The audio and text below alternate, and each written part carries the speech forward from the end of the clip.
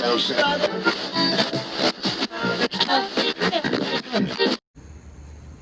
everybody, it's your girl Jacqueline Chantel. And I'm Shay, and you're watching Elevated States. You will hear somebody who I'm like, okay, it's important for us to vote. Oh, where it's rigged. You know, that's usually pretty much the first line. And then you hear somebody say, well, I have a felony.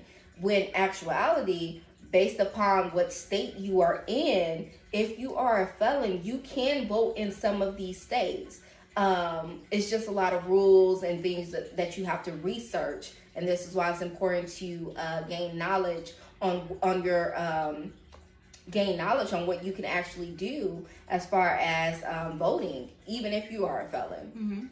Like, it's about being informed and not being influenced. I had a friend the other day, and I was like, you gonna vote? And he's like, nah, I'm not gonna vote because I'm a felon. And I'm like, again, so are you gonna vote? And he just knew, because he just probably got the gist of the whole voting if you're a felon and not really understand the whole thing. So he's just like, no, you can't vote if you're a felon. And I'm like, yes, you can. Like, in Illinois, it basically says, and I just re-looked it up just to make sure, that in Illinois, if you are an ex-con, ex-felon, you are out of jail. Once you get released from prison, your voters' right are reinstated. You can vote.